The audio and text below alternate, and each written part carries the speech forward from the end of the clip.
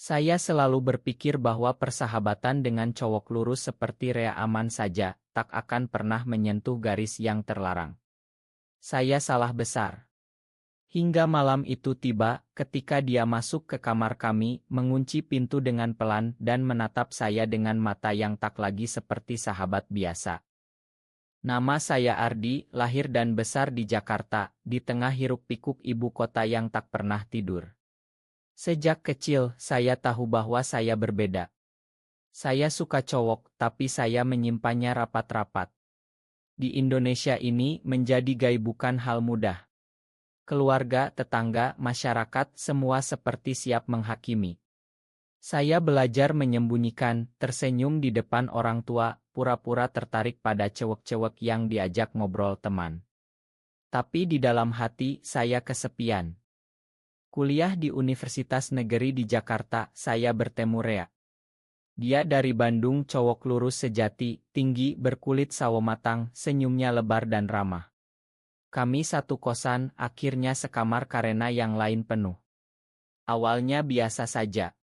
Kami ngobrol tentang sepak bola, ilmu, cewek, dia yang cerita tentang mantannya, saya cuma mengiyakan sambil tertawa. Rea baik, selalu bantu saya kalau lagi susah, seperti waktu saya sakit demam, dia yang beli obat dan masak bubur. Persahabatan kami tumbuh cepat. Kami sering jalan bareng, makan di warteg dekat kampus, nonton bola di kosan sampai larut. Saya mulai merasakan sesuatu yang lebih. Setiap kali dia tertawa, hati saya berdegup kencang. Tapi saya tekan dalam-dalam. Dia lurus, punya pacar cewek bernama Rina, sering teleponan manja. Saya cuma bisa diam, pura-pura senang mendengar ceritanya. Suatu hari, Rea putus dengan Rina. Dia sedih, minum bir di kamar, cerita panjang lebar. Saya duduk di sebelahnya, dengar saja. Malam itu, dia mabuk ringan, tidur di kasur saya karena kasurnya basah kena tumpah minum. Pagi harinya, dia bangun tersenyum malu-malu. Maya, di semalam ganggu. Saya bilang tak apa, tapi hati saya berbunga. Sejak itu, kami semakin dekat. Rea sering cerita masalahnya ke saya, bilang saya sahabat terbaiknya. Kami liburan bareng ke Anyer, main air di pantai Oto-Oto. Di bawah matahari terbenam, saya hampir saja bilang perasaan saya, tapi takut merusak semuanya. Tahun kedua kuliah, kami masih sekamar. Rea mulai aneh. Dia sering menatap saya lama, kalau mandi pintu kamar mandi tak dikunci rapat seperti dulu. Saya pura-pura tak sadar, tapi malam-malam saya susah tidur memikirkan dia. Saya takut, di negara ini, cinta seperti ini bisa bikin kami dijauhi keluarga, teman, bahkan bahaya isik dari orang-orang intoleran. Malam hujan deras itu, kami pulang dari kampus basah kuyup. Rea bilang, "Di, gue capek banget sama cewek-cewek. Mereka ribet." Saya tertawa, "Mungkin lo emang lagi jenuh aja." Dia diam, lalu bilang, "Atau mungkin gue salah cari." Hati saya berhenti sejenak.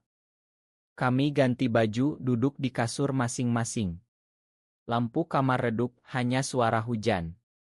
Rea tiba-tiba bilang, "Lo tahu nggak, Di, gue nyaman banget sama lo. Kayak lebih dari sahabat." Saya kaget, tak bisa jawab.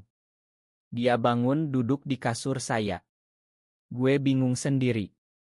Saya menatapnya, mata kami bertemu. Ada sesuatu di sana, ketakutan campur harapan. Tapi malam itu berakhir biasa, kami tidur tanpa kata lagi. Tapi benih sudah ditanam. Beberapa minggu setelah malam hujan itu, hubungan kami berubah pelan-pelan. Rea lebih sering sentuh saya, peluk bahu saat jalan, atau tepuk punggung lebih lama. Saya bingung, senang tapi takut. Apakah dia serius, atau cuma lagi kesepian setelah putus?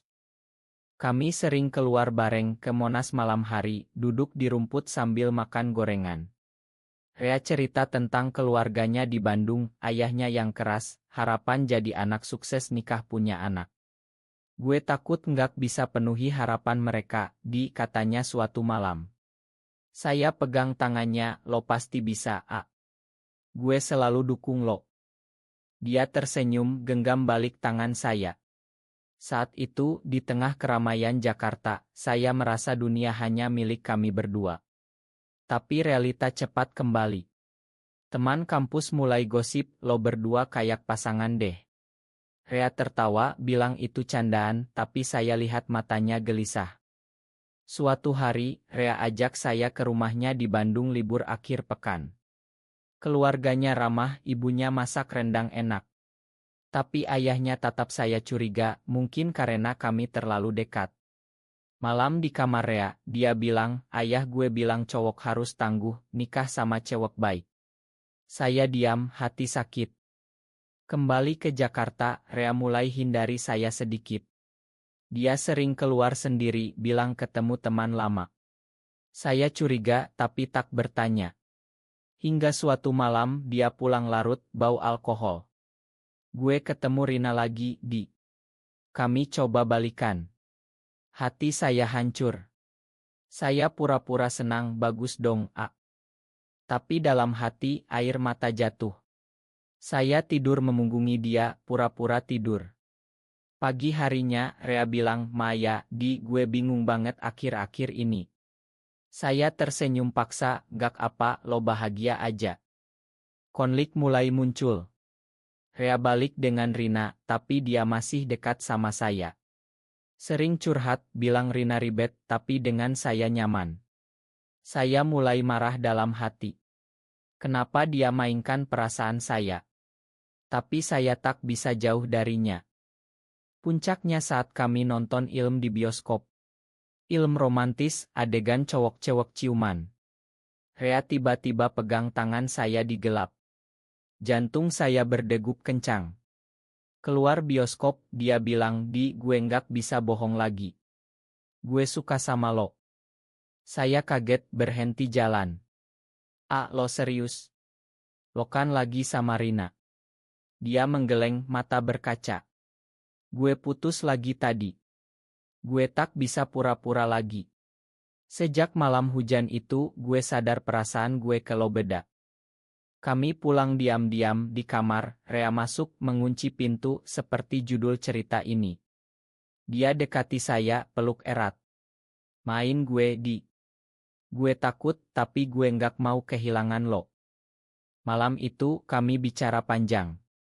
Rea cerita bagaimana dia bingung selama ini pikir lurus, tapi dengan saya beda. Saya cerita perjuangan saya menyembunyikan orientasi, takut keluarga tahu. Kami nangis bareng, tapi juga bahagia akhirnya jujur. Tapi kebahagiaan tak lama. Besoknya, teman kosan curiga, gosip mulai menyebar di kampus. Gosip di kampus semakin kencang. Ada yang bilang kami aneh, ada yang jauhi. Rea marah, konfrontasi teman yang gosip. Lo nggak tahu apa-apa tentang kami, bentaknya. Saya tarik dia pergi, tak mau ribut besar. Kami mulai hati-hati, tapi cinta kami tumbuh. Malam-malam kami pelukan, cerita mimpi.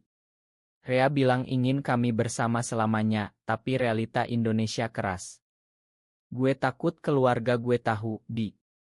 Ayah gue pasti marah besar. Saya juga takut.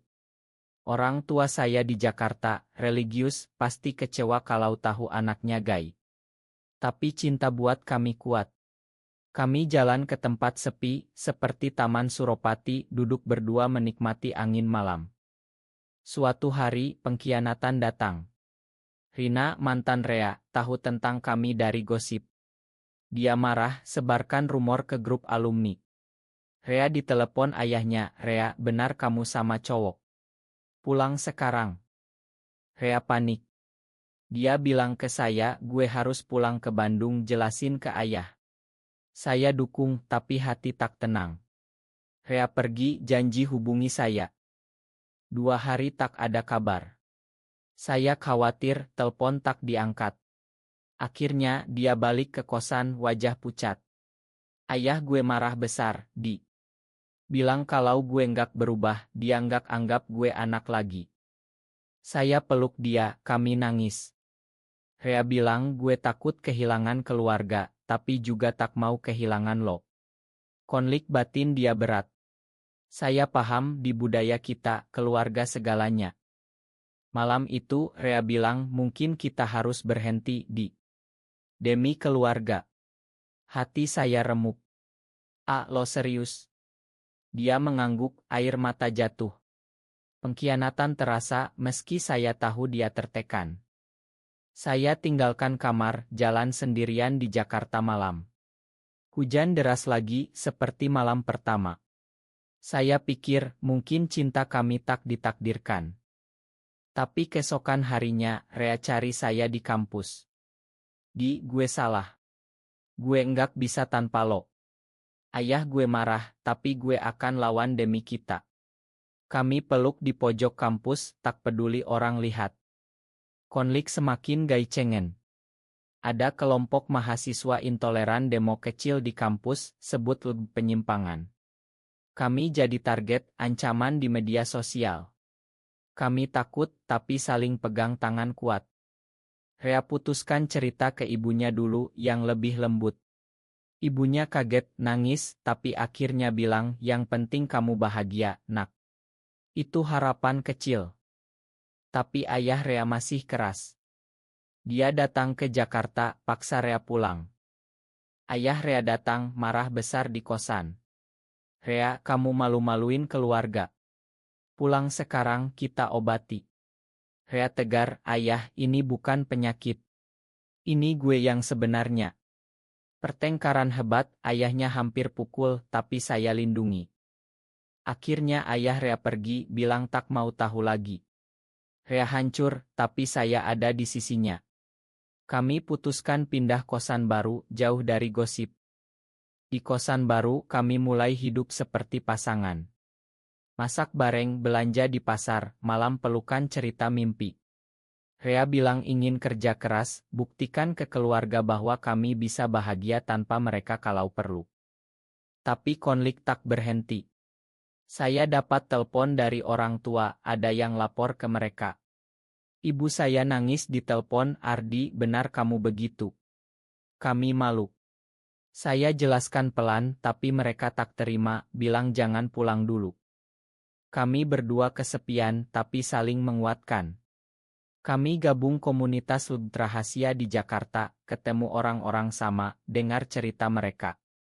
Ada yang bahagia diam-diam, ada yang dijauhi keluarga. Kami sadar, perjuangan panjang. Suatu malam, Rea sakit demam tinggi. Saya rawat, seperti dulu dia rawat saya. Dia bilang lemah, terima kasih ya udah sabar sama gue. Gue janji nggak akan tinggalin lo. Saya nangis, kita akan lewati ini bareng, Cinta kami semakin dalam, penuh pengorbanan. Tapi pengkhianatan lagi. Teman lama Rea yang dulu dekat, sebarkan foto kami pelukan ke keluarga Rea. Ayahnya lapor polisi, bilang anaknya disorientasi. Untung tak jadi apa-apa, tapi kami trauma. Kami putuskan cari kerja sampingan, rencana pindah ke kota lain, mungkin Bali atau Yogyakarta yang lebih toleran.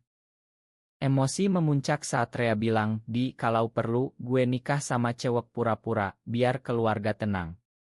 Saya marah besar, lo khianati kita, Dia minta bilang cuma takut. Kami ribut hebat pertama kali. Saya keluar kamar, tidur di taman. Rea cari saya, nangis minta Gue enggak akan lakuin itu. Gue pilih lo. Kami baikan, cinta lebih kuat setelah badai. Tahun terakhir kuliah, kami lulus bareng. Kerja di perusahaan sama di Jakarta. Hidup stabil, tapi rahasia. Kami punya apartemen kecil, hidup seperti suami istri diam-diam. Rea mulai hubungi ibunya lagi, pelan-pelan cerita. Ibunya mulai terima, bahkan kirim makanan.